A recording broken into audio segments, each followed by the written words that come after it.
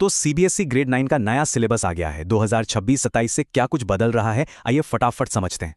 नए सिलेबस को लेकर कई बातें चल रही हैं ना, तो चलिए देखते हैं कि सच क्या है। हाँ, ये बातें बिल्कुल सच हैं और ये बदलाव छोटे मोटे नहीं बल्कि काफी बड़े हैं।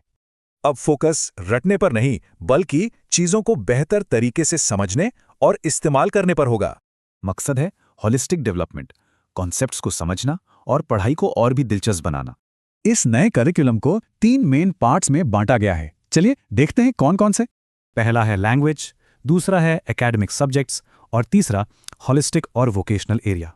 ठीक है, अब सब्जेक्ट्स के हिसाब से देखते हैं कि क्या क्या नया आया है।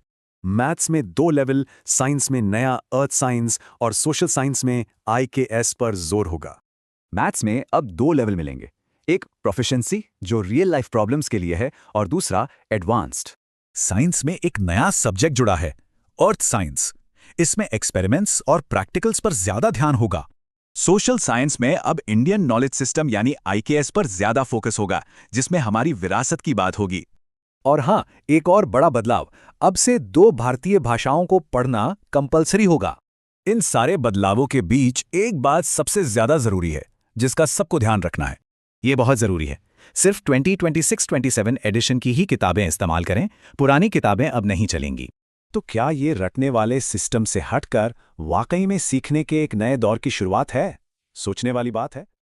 तो सीबीएसई